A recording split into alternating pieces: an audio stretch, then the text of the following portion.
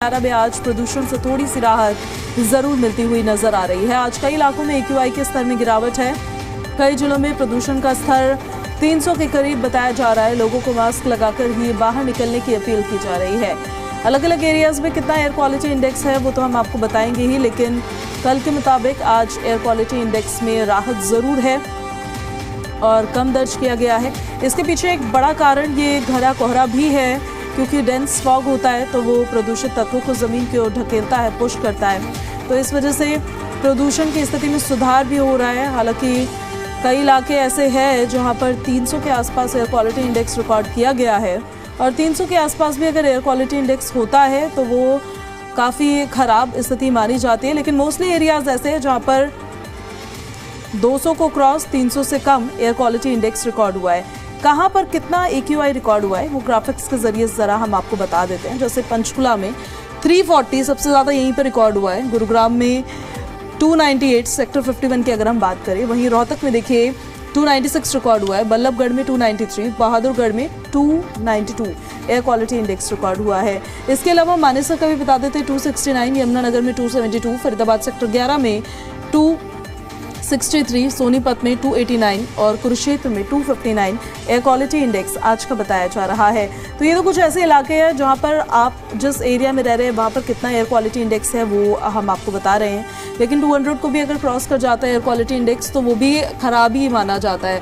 करनाल की बात करें 217 है, वहाँ अम्बाला में 198 है, जींद में 196, चरखी दादरी में 156, फतेहाबाद में भी 156 एयर क्वालिटी इंडेक्स रिकॉर्ड किया गया है। जो एरियाज तो ऐसे हैं जहां पर 100-150 के आसपास है वो फिर भी सांस लेने लायक हवा होती है, जैसे भिवानी, पानीपत, पलवल, पंचकुला, गुरुग्राम सेक्टर 51। पंचकुला में तो बहुत ज़्यादा है। गुरुग्राम सेक्टर 51 में 298 है, लेकिन भिवानी में 154 है, पानीपत में 153 है, पलवल में 114 एयर क्वालिटी इंडेक्स रिकॉर्ड हुआ है। अब इसको ज़रा समझिए आप, ये जो पैरामीटर होता है एयर क्वालिटी इंडेक्स का, इसमें होता ये है कि जब ये 0 से 50 के बीच में होता है तो वो हवा अच्छी कैटेगरी की मानी जाती है। फिर 50 से 100 के बीच में पहुंचता है तो उसको मीडियम कैटेगरी का माना जाता है। 100 के ऊपर जैसे जाने लगता है हवा प्रदूषित होने लगती है। प्रदूषण के साइड इफेक्ट्स क्या क्या आपको होंगे ये देखिए। गर्भवती महिलाओं को मिसकैरेज का खतरा बढ़ जाता है इस प्रदूषण की वजह से। इनफर्टिलिटी यानी कि बांझपन की समस्या से आपको जूझना पड़ सकता है। प्रदूषित हवा से न्यूरोलॉजिकल समस्याएं आपको हो सकती है। सिर्फ इतना ही नहीं, याद होता है उस इशू को भी फेस करना पड़ता है। मानसिक तनाव भी काफ़ी ज़्यादा बढ़ जाता है। प्रदूषण के साइड इफ़ेक्ट्स में ये तमाम बड़ी चीज़ें शुमार है। प्रदूषण हृदय रोगियों के लिए भी बहुत ज़्यादा खतरनाक है। हार्ट अटैक और स्ट्रोक के मामलों में इससे इजाफा हो रहा है। अब आप इसको ज़रा समझिए, ये सिर्फ आपके लंग्स को नहीं असर डाल रहा है, ये आपके तमाम बॉडी ऑर्गन्स पर असर डाल रहा है, क्योंकि जो इसके ये सूक्ष्म कण हैं, ये छोटे छोटे कण जिसको PM10, PM2.5 कहा जाता है, जो ये हवाएं होती हैं, जो ये गैसेस होती है जो बहुत डेंजरस होती है, वो सब कुछ मिलकर इस स्मॉग को बनाती है। और प्रदूषण आपको कितना ज़्यादा इफेक्ट करता है फिर वो आपको साफ तौर पर खुद फील होने लगा होगा अब, क्योंकि सांस लेने में दिक्कतें लोगों को फेस होती है और आँखों में एलर्जीज हो जाती है। कई इश्यूज, फेस पे एक्ने आ जाते हैं, आपकी हेयरलाइन पीछे की तरफ चली जाती है, आपके बाल झड़ते हैं। बहुत सारे इश्यूज हैं जो आपको फेस करने पड़ते हैं प्रदूषण की वजह से। तो प्रदूषण के ये तमाम साइड इफ़ेक्ट्स, और इसी वजह से बार बार ये अपील की जा रही है कि अगर बहुत ज़्यादा देखिए ज़रूरी नहीं है तो आप अपने घर से बाहर ना निकलिए। निकल भी रहे हैं तो एटलीस्ट मास्क का इस्तेमाल करिए। N95 और N99 मास्क को अगर आप यूज़ करेंगे तो हवा फिल्टर होकर जाएगी आपके शरीर के अंदर, उतना नुकसान नहीं पहुंचाएगी।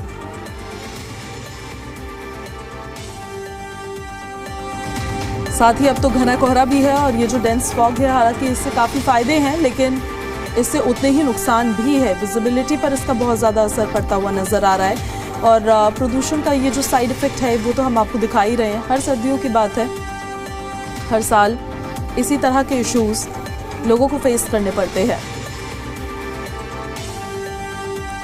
इनफर्टिलिटी यानी कि बांझपन की समस्या लोग देखने लगे हैं अब। प्रदूषित हवा से न्यूरोलॉजिकल इश्यूज लोग फेस करने लगे हैं। यादाश्त कमज़ोर हो रही है, मेमोरी काफ़ी वीक हो रही है और माइग्रेन जैसी प्रॉब्लम्स हो रही है। मानसिक तनाव भी काफ़ी ज़्यादा इसकी वजह से बढ़ सकता है। पोल्यूशन की वजह से स्ट्रेस लेवल को काफ़ी बढ़ा देता है ये। हार्ट अटैक और स्ट्रोक के मामलों में भी इसकी वजह से इजाफा होता है।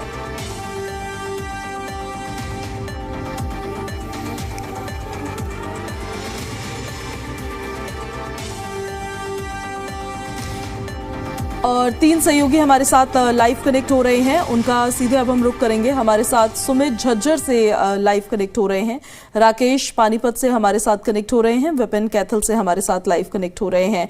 पहले सुमित आपका रुख करते हुए, एक तरफ प्रदूषण की स्थिति तो है ही, हालांकि फिलहाल के कुछ दिनों से अभी सुधार देखने को मिल रहा है, लेकिन घना कोहरा भी एक बड़ी समस्या, बड़ी चुनौती लेकर पब्लिक के लिए सामने आ रहा है मौसम की मार। कुल पोल्यूशन जो है झज्जर का AQI है जो 174 प्लस है, और ऐसे में छोटे बच्चे और जो बुजुर्ग है उनको दिक्कतों का परेशानी का सामना करना पड़ रहा है। और OPD की बात करें तो मेडिकल में स्वास्थ्य विभाग में अपना इलाज कराने के लिए छोटे बच्चे और जिनको सांस की ज्यादा प्रॉब्लम है वो ज्यादा आ रहे हैं, और कहीं ना कहीं लोगों को काफी परेशानी का सामना भी करना पड़ रहा है। धुंध ज्यादा है, उसके भी चलते लोगों को दिक्कतें आ रही है। जो रोजमर्रा के लोग हैं उनको आने जाने में दिक्कतों का सामना करना पड़ रहा है। वाहनों की जो है धीमी भी रफ्तार हुई है, तो उसको लेकर अपने गंतव्य तक पहुंचने के लिए रोजमर्रा के लोगों को काफी दिक्कतों का सामना करना पड़ रहा है। अगर पोल्यूशन की बात करें तो सांस लेने में जो बुजुर्ग लोग हैं उनको भारी मात्रा में जो है दिक्कतों का सामना करना पड़ रहा है। तो मेरे साथ ऐसे ही कुछ लोग हैं, उनसे भी बातचीत करेंगे कि क्या दिक्कतें आती है पोल्यूशन को लेकर, क्या कहना चाहिए। पोल्यूशन में जैसे बुजुर्ग होते हैं उनको सांस लेने में बड़ी परेशानी रहती है, बच्चे हैं बच्चों को भी परेशानी रहती है। अब सर्दी का मौसम है, सर्दी के मौसम में धुंध काफी हो रही है, जिससे रोजमर्रा जो रोजगार करने के लिए लोग बाग ऑफिस में जाते हैं उनको भी बड़ी परेशानी होती है, और धुंध के कारण एक्सीडेंट भी बहुत ज्यादा होते हैं। तो ऐसे में और दिक्कतें भी तो ज्यादा बढ़ रही है, जैसे जैसे मौसम बढ़ रहा है तो दिक्कतें तो बढ़ ही रही है। सी बात है, बिल्कुल दिक्कतें काफी ज्यादा लोगों के लिए बढ़ रही है। मैं डेली आता हूँ यहाँ पार्क में, पिछले 3-4 दिन से जो धुंध ज्यादा है, पहले काफी लोग आते थे, बच्चे आते थे, उसमें काफी कमी आई है। बुजुर्ग और बच्चे तो बहुत ही कम आ रहे हैं, और नौजवान बच्चे ही जो है हमारे साथ के बंदे हैं वही पार्क में आते हैं सुबह सुबह। ठीक है, मैं 1.5 किलोमीटर से आता हूँ सहीदी पार्क, यहाँ इस पार्क के अंदर सहीदी पार्क को छोड़ के, क्योंकि इसकी कंडीशन ज्यादा सही नहीं है अभी, इसलिए मुझे यहाँ आना पड़ता है। मुझे भी पैदल आता हूँ मैं, काफी दिक्कत होती है, विजिबिलिटी बिल्कुल बहुत ही कम है, और इसमें हादसे का भी जो है खतरा रहता है वो। बिल्कुल विजिबिलिटी कम है, प्रदूषण है, लोगों के लिए समस्याओं का सबब है। मैं लौटूंगी आपके पास, सुमित बने रहे आप हमारे साथ। राकेश, अब आपका रुख करते हुए पानीपत की क्या स्थिति है, प्रदूषण को लेकर भी अपडेट जरा दीजिएगा, और इसी के साथ साथ ये जो कोहरा है वो कितनी और चुनौतियों को बढ़ा रहा है। पानीपत की अगर हम बात करें कि प्रदूषण को लेकर जो आज AQI है लगभग 150 है, जो कि हम मानते हैं कि ठीक ठाक है, लेकिन जिस प्रकार से पानीपत नगर निगम के द्वारा काफी प्रयास किए गए प्रदूषण को कम करने के लिए, अभी एक पानी की बुछारों को लेकर 2 गाड़ियां मंगाई गई है। समय समय के अनुसार अलग अलग एरियो में जहां जहां धूल मिट्टी उड़ती है उससे पानी का छिड़काव हो रहा है, और अभी निगम ने के कमिश्नर ने भी सभी तमाम कर्मचारियों को सख्त हिदायत दी है कि कहीं भी खुले में कूड़ा मत फेंके और कूड़ा मत जलाए, अगर कोई करता है तो उस पर सख्त कार्रवाई की जाएगी। जिसको लेकर पिछले कुछ दिनों पहले ही पानीपत के कमिश्नर द्वारा 3 कर्मचारियों को सस्पेंड किया गया। अभी हाल ही में कमिश्नर ने आम जनता से भी अपील की है कि अगर कोई भी आम जनता या कर्मचारी कूड़ा फेंकता है या जलाता है उसकी वीडियो बना के हमें डाले, और उस पर हम सख्त कार्रवाई करेंगे, और आम जनता अगर ऐसा करते हैं तो उस पर भी कार्रवाई करेंगे, उसमें हम फाइन लगाएंगे। फिलहाल जिस प्रकार से निगम इष्टम प्रदूषण को लेके बिल्कुल सुस्त नजर आ रहा है, उसको लेके जिस प्रकार से आम जनता है और स्मोग और फॉग जो मिला हुआ है, अभी हाल ही में अगर हम बात करें हल्का हल्का ठंडी हवा चल रही है और फॉग भी है, कम है फॉग लेकिन इतना नहीं है, जिसको चलते आम जनता भी इस टाइम जो ठंड है उसकी वजह से भी लोगों को खांसी जुकाम और सांस लेने में दिक्कत आ रही है। फिलहाल निगम कमिश्नर द्वारा जो प्रबंध है प्रदूषण को कम करने के वो किए जा रहे हैं, ताकि आने वाले समय में जो 2 महीने हैं जनवरी और फरवरी में जब धुंध अधिक होगी तो ताकि लोगों परेशानी ना हो। हॉस्पिटल के अंदर भी बिल्कुल, उसके लिए जिस पहले प्रकार से से तैयारियां लगातार की सांस जाए, के ये मरीज बहुत बढ़ रहे जरूरी हैं, होता है। वो स्पेशली बार-बार विंटर्स के लिए हिदायत विंटर एक्शन प्लान बनाकर तैयार रखा जाए ताकि पब्लिक परेशान ना हो। मैं लौट रही हूँ राजेश आपके पास। विपिन, अब आपका रुख करते हुए कैथल के प्रदूषण को लेकर भी जरा अपडेट आप दे दीजिए, और इसी के साथ साथ कोहरा तो आपके पीछे भी काफी ज्यादा नजर आ रहा है, लोगों की विजिबिलिटी पर किस तरह का, लोगों के लिए चुनौतियां कितना बन रही है? जी, कैथल का AQI मैं बताना चाहूंगी इस समय 210 चल रहा है, जो कि अच्छा नहीं है। लगातार कूड़ा जलाने की आगजनी के मामले सामने आ रहे हैं, लेकिन उसके बावजूद भी कोई कार्रवाई नहीं हो रही है। चिमनियों का धुआं जो का त्यों है, कहीं उनके ऊपर जो नियंत्रण जो लगाया जाता है, चिमनियों के ऊपर इंस्ट्रूमेंट लगाए जाते हैं, वो नहीं लगे हुए हैं। तो यहाँ प्रदूषण कम होने की संभावना नहीं है, क्योंकि जो प्रदूषण विभाग है यहाँ पूरी तरह सक्रिय नहीं है, और नगर परिषद के लोग भी जो हैं वो भी कूड़ा जलाने से नहीं बाज आ रहे हैं। मैं बात करना चाहूंगा अस्पतालों की OPD जो 1100-1200 हुआ करती थी, अब वो लगभग 2 से 2200 और 2500 तक पहुंच गई है। खासतौर पे गले के मरीज, आंखों के मरीज, और खासतौर पर जिनको सांस लेने की दिक्कत आ रही है, और बच्चे अस्पतालों में पहुंच रहे हैं। मौसम के बदलाव का असर ये पड़ा है। और धुंध और कोहरे की बात करें तो आज मुझे ऐसा लग रहा है कि जैसे आज धुंध पहली बार इतनी ज्यादा पड़ी है और कोहरा इतना पड़ा है कि हल्की कणी अब भी बारिश के रूप में लगता है कि बारिश हो रही है, और विजुअलिटी काफी कम हो गई है। दुर्घटनाएं तो हो रही है, 2-3 दिन से दुर्घटनाओं की लगातार सूचना आ रही है। हाईवे के ऊपर गाड़ियां भीड़ रही हैं, तो विजुअलिटी कम होने की वजह से वाहनों की रफ्तार में फर्क पड़ा है, और दिन में भी वाहन लाइट जलाकर चल रहे हैं। लोगों को सुरक्षित चलने के उपाय दिए गए हैं कि रात के समय गाड़ियों को ना चलाएं, और कोशिश करें दिन में ही घरों से बाहर निकलें, और गर्म कपड़े पहनकर बाहर निकलें, ताकि मौसम का इफेक्ट उनके ऊपर कम से कम हो।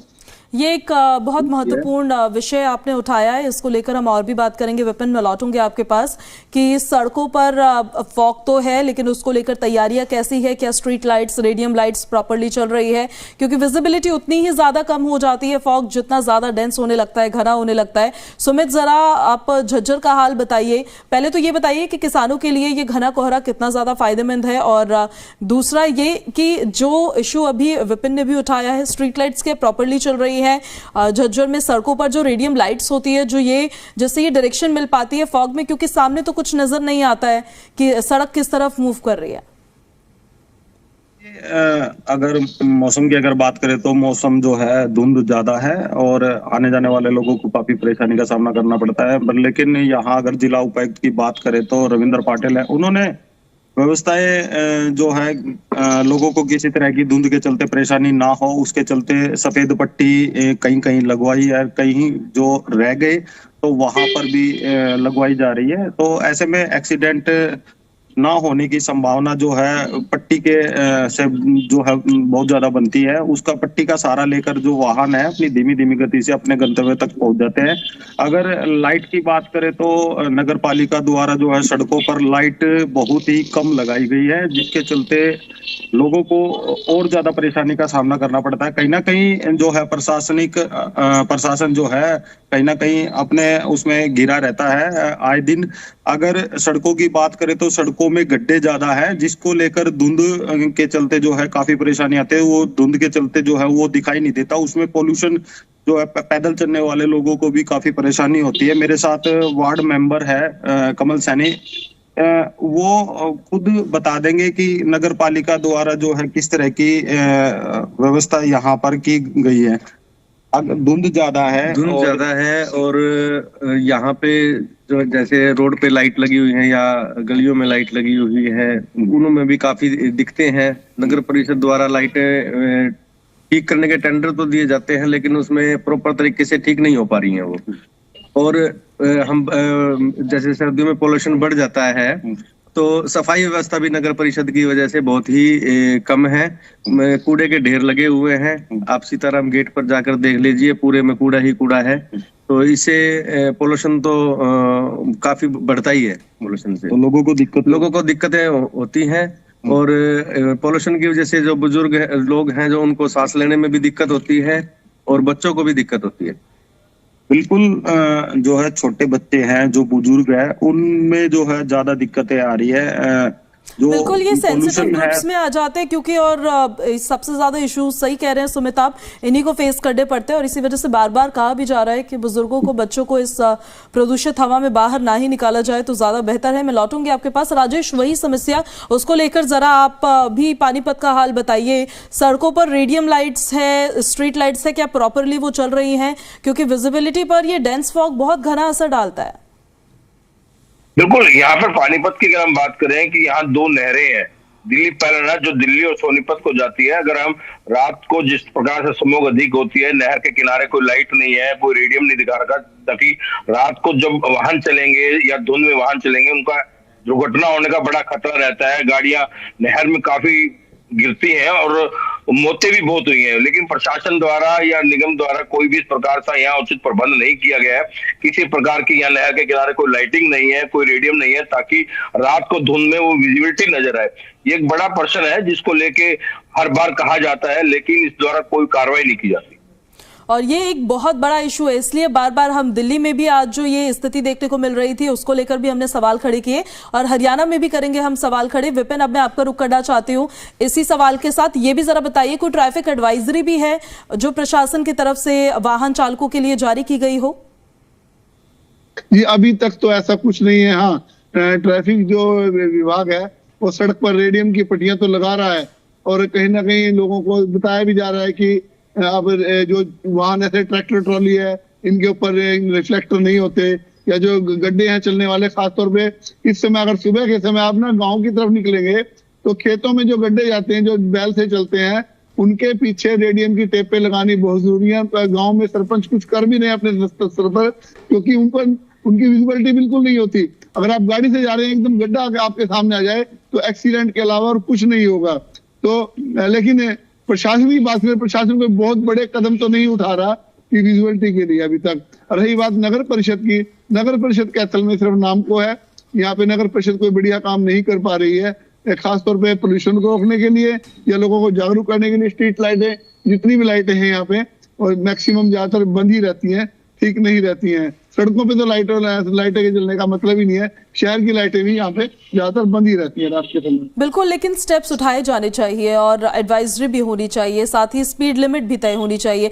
ये बताइए जरा सुमित, झज्जर में कोई स्पीड लिमिट तय की गई है? जैसे हमने यहाँ देखा तमाम एक्सप्रेसवेज के लिए स्पीड लिमिट तय की गई है, पहले ज्यादा हुआ करती थी, अब कम की गई है। वहां के लिए ऐसा कुछ सोचा भी जा रहा हो? इवन पुलिस कमिश्नर राजश्री है यहाँ पर, उन्होंने चौकी थाना प्रभारी SHO की बैठक लेकर और यातायात नियमों को लेकर सख्ती से बर्ताव करने के लिए जो है सख्त निर्देश दिए गए हैं। पर अगर वाहनों की अगर बात करें तो लगातार यातायात पुलिस जो है एडवाइजरी भी लोगों को समझा रहे हैं कि अपने धीमे धीमे जो है वाहनों को चलाए और फॉग लाइट का जो है इस्तेमाल जरूर करे और किसी को परेशानी ना आए उसके चलते जो है अपनी लेन में जो है वाहनों को चलाए।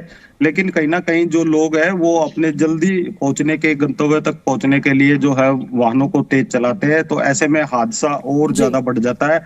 अगर प्रशासन की बात करें तो व्हाइट पट्टी के निर्देश जरूर दिए गए हैं, लेकिन कहीं व्हाइट पट्टी सड़कों पर लगा दी गई तो कहीं छोड़ दी गई है। ऐसे में उन लोगों को जहां छोड़ दी गई उन लोगों को भी परेशानी का सामना करना पड़ रहा है। लोगों ने गुहार लगाई है जिला प्रशासन से जल्द व्हाइट पट्टी जरूर लगाई जाए, बिल्कुल जल्द से जल्द लगाई भी जाए एटलीस्ट, क्योंकि मौसमी मार है, लोग तमाम परेशानियों को फेस कर रहे हैं, तो एटलीस्ट उनके प्रॉब्लम को सोल्यूशन निकाला जाए।